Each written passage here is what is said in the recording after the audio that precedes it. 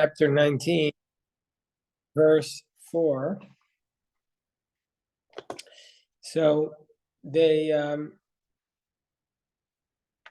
people gathered around, and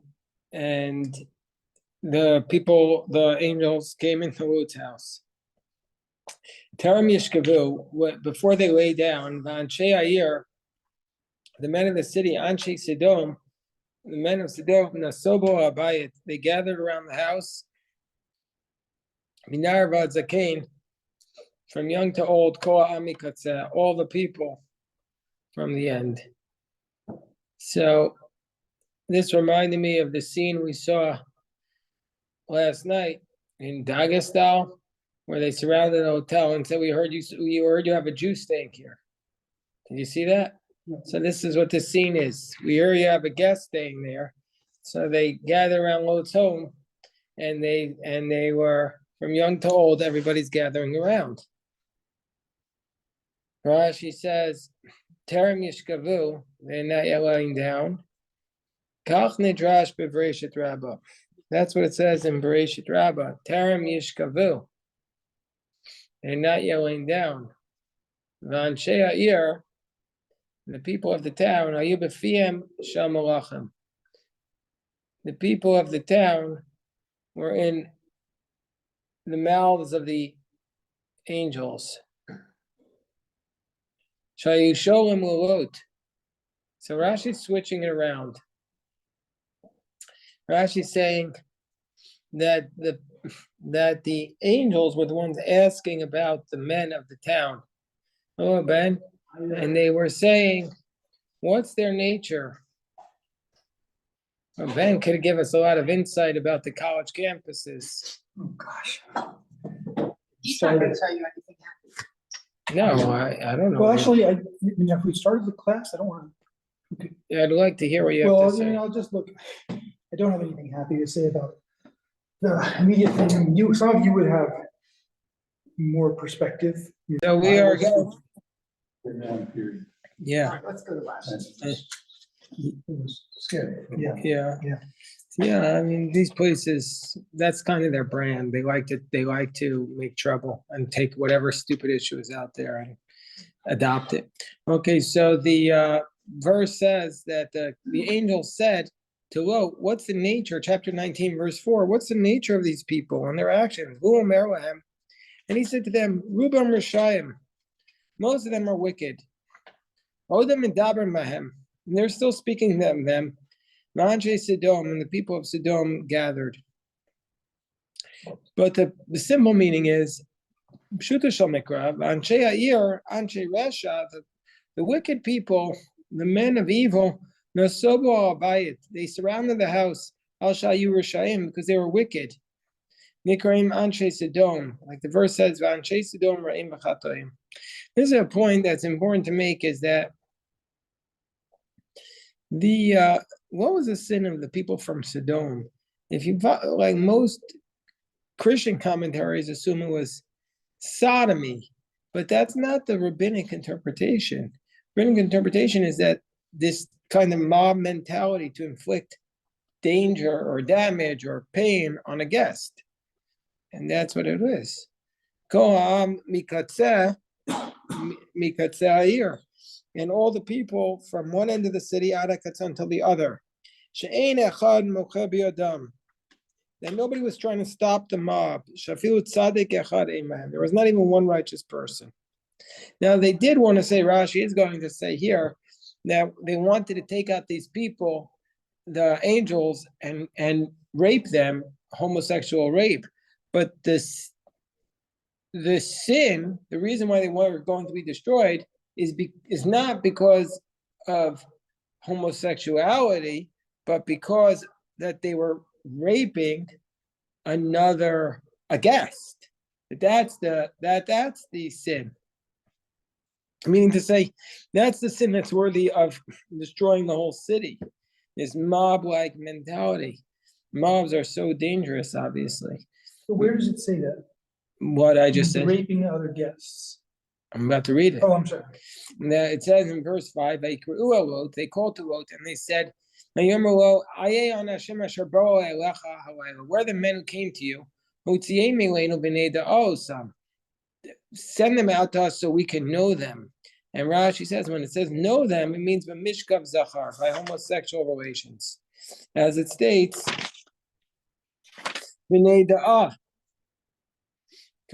as it states, kamo asher lo yadu ish. So the word in the Bible, to know, often means to know in a sexual manner. But even before that, Rabbi, like you said, they came to Sodom after they already proven to be evil. So the evilness was that they didn't allow guests, that they didn't allow anything. They didn't want to share their wealth. The Talmud understands the wickedness to be their inhospitable manner in which they acted. As they say, the Talmud says, we've heard the cries, as Rabbi Yosef was saying. God says, I heard the cries from Sodom. And the Talmud says, we heard the cries of the specific woman who they tortured, and they tortured her to death, a young woman, for the crime of being hospitable. And about 15 years ago, one of the rabbis, I don't remember where it was, but I think New York, he said that in the bus stops that are covered, the sheltered bus stops, they cut the bench so that homeless people can't sleep there during the night. They separated it into tiny little cubicles or put a bar in the middle.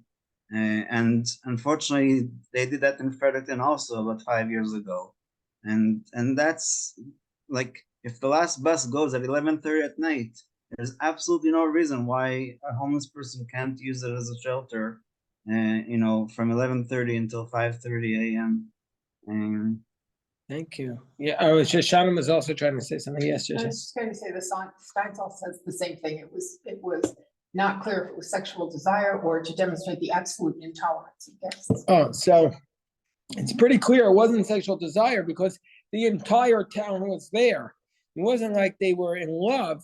They were trying to torture them. So they were trying to assault them. What's the problem, Mr. Professor Ben? What's the problem? Professor, I know, I was trying to find exactly when Steinsaltz said that. And I guess I find myself thinking about, in a peculiar way, I mean, people often say that the mitzvah of welcoming guests, I don't know if there's a kind of an order, but it's way up there, right?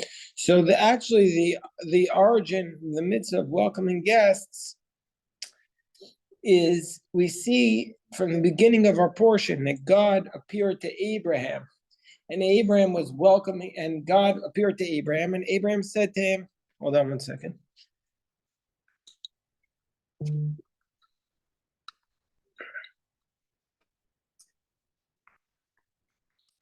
Somebody was asking me about mincha.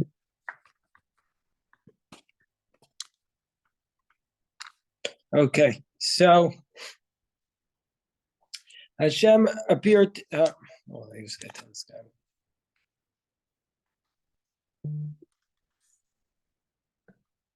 Okay, so Hashem appeared to Abraham, and then Abraham and then never says what Hashem said. And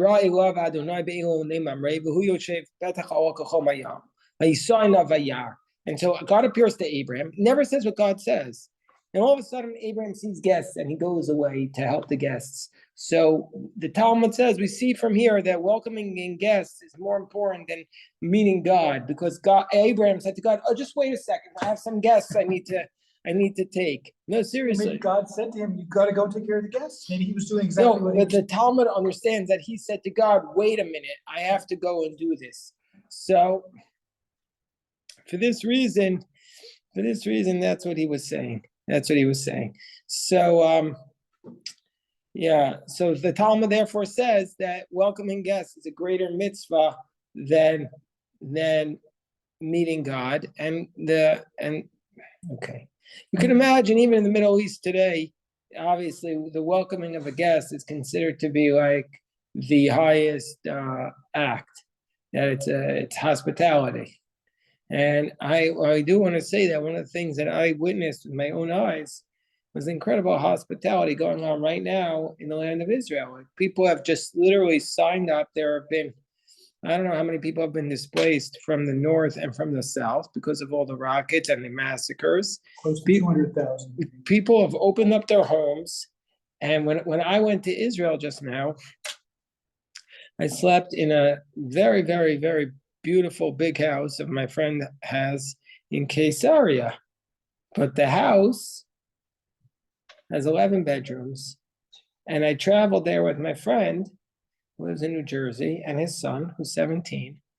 And we all shared a room. The first time I shared a room with somebody other than my wife since I've been married, because they gave away every other room in their house to people from the South who had no place to stay. So, and my other friend, he gave away, he had, his mother was living in a house. She moved in with him and she gave their whole house to other people to live with them because everybody's just opened up their homes.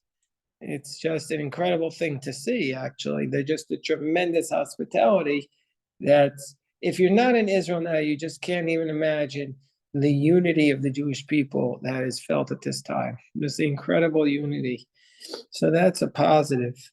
Okay, so that's the opposite of Sodom. We're the opposite of Sodom right now is what's going on. So now it says, Vayetze, verse 6, Vayetze aleim lo tapetcha. Luke goes out to the door, Vadelet sagara acharav, and the door closed after him. So, Vayomar, and he said, Alna achai tereu, and he said to him,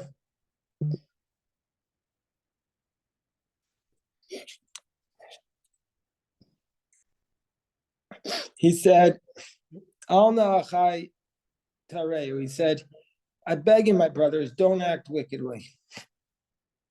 Rashi says, nothing about this. And now this is a very, very, this I think is the most damning thing of what says in the whole thing. He says, Hineno ishtei banot. He says, behold, I have two daughters, asher lo yodu ish. They're both virgins. They've never known a man. Utziana eten alechem. I want to send them out to you. Masua and katov beinechem. Do with them what's in your eyes. Rak anashim el al tasu davar. Ki alkein bo banecha b'tzel kerasi. Ki alkein bo b'tzel kerasi. Just don't touch these men, because they've come into the shade of my roof. So, what? What'd you say? The daughters weren't in the shade of his roof. No, it's to my mind, it's like what happens when you don't have the anchor of the Torah to guide you with morals. You just have a custom of like hospitality. And so then you're unable to draw a distinction and say, you think, okay, hospitality is the most important thing, but you don't realize that there's guidance and guidelines, and you're not supposed to sacrifice your daughters to save these men. I mean, that's It's like a perversion of hospitality. I mean, it's a rigid application of the. it's a farce. It's like it's nobody would say that sacrifice this girl instead of my guest is a better outcome. He could have just said, leave or kill me. But he doesn't say that. Of course, then they would kill everybody else too. Well, but there's a difference between offering up your daughters to be killed and having your daughters killed by people who are implacable. Fairly crappy. Hashem should have taken low down there. Hold on one second, this guy. Let me just text him. This Turn into manure instead of salt.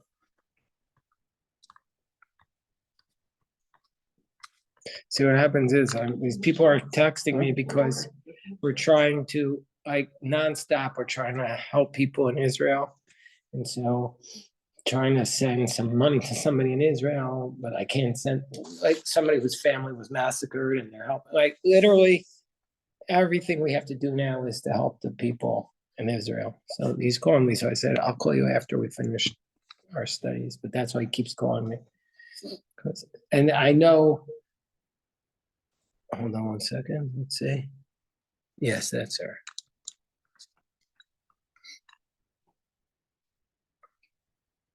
Okay, so, all right.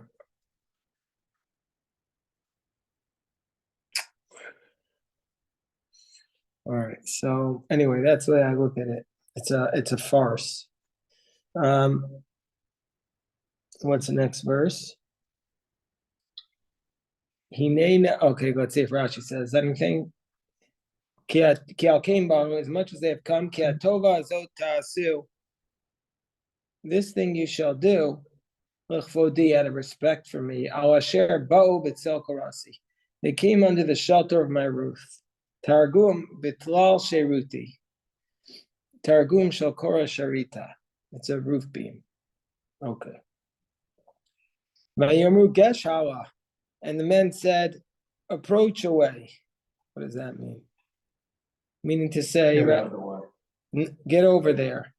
Move to the side, Rashi says. Hitkareh wutzdadin. Mitrachek mimenu. Distance yourself from us. Kol hala shebemikra. Anytime it says hala in the text means richuk, distance. Kamozrei hala. Hachetzi mimcha v'hala. The arrow is behind you. Gesh hala. Mashech hala. So that's what they were saying. It's an expression of contempt. Dvar nezifa. Lomar, ein anu choshen lach. We pay no attention to you. V'domelo, and it's similar to krav elecha al tigash bi. Approach yourself, do not draw near to me. V'chein geshali v'aishava. Move away from me so that I can sit. Okay, anyway, it goes through it all. Vayomer echad balagur, vayishpot shafot ata nara lecha mehem. They threw ba'ish below mode vayikshu ishbar adelat, and they started taunting Lot. They said, one person has come, and he's coming to be a judge. Now you're going to treat you worse than them. And they started pressing a Lot, meaning to say, you've come here and you're telling us what to do. And they started to just press against the door. Okay. Rashi says, that which turns to lock and to open.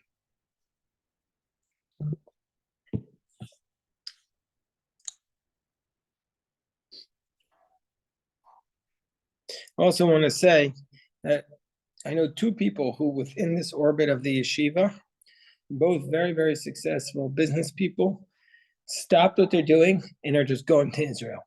One is going for a month, and one is going for 2 weeks. They just said, we need to be there. And they're going and they're planning on volunteering, like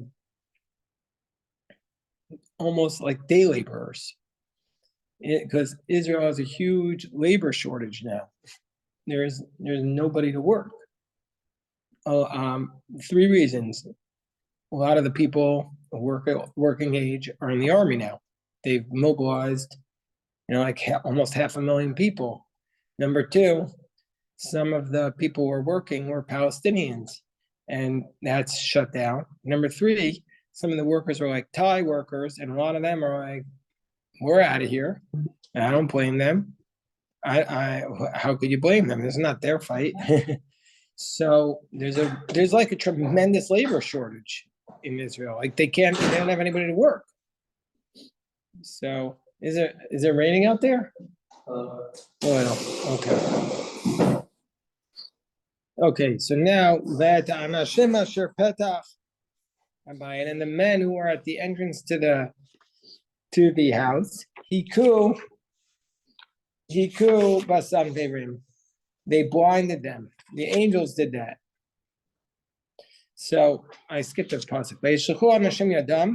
All right, they brought Lot into their house. And the men who were at the entrance to the house, They struck them down with blindness, mikatom la'gadol, from young to old, vayil'ulim to apetach, and they couldn't find the door. So why did they give them the punishment of blindness? But they couldn't find the door. Yeah. I mean, it's hard to break it. If someone did that, and you wanted to break in, you'd find the You sure it leader. was a punishment and not just like a method or a defense, like a mechanism? Well, that's what Shoshana is saying. Shoshana is saying they were trying to protect them from finding the door, but on the other hand, they could have just killed them. We know that they're going to kill the whole city anyway. So why don't they just strike them down? Would spoil the story. Steve is No, so but cynical. in part, that's not incorrect. That means that these guys, I mean, it seems to me it's not correct. These particular men have now been thwarted and they know they're thwarted.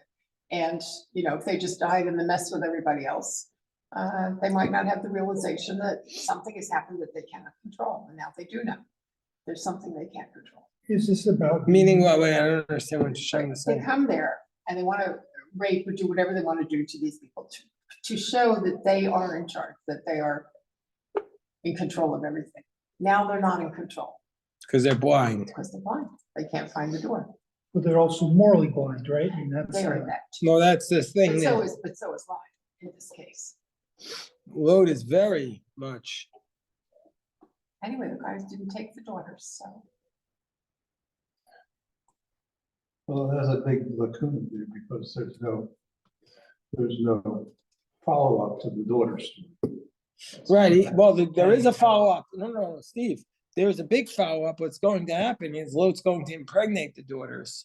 That's later, but I'm talking about now, as far as. No, but that's like laying the groundwork. Lot has this twisted morality, That's true, and then in a little bit they're going to become Ammon and Moab. that's right. So what we're saying is they needed to become blind because before they were killed, they needed to be powerless. It wasn't enough to just kill them. You need to show them how it feels to be sightless and also to symbolize how abusive they were. I think this is a lesson for today. Make the Hamas people understand how powerless they are. At some level. I don't think they understand that yet. Not yet. What? Not yet. God willing. All right, we'll stop this recording here, and then we'll daven mincha.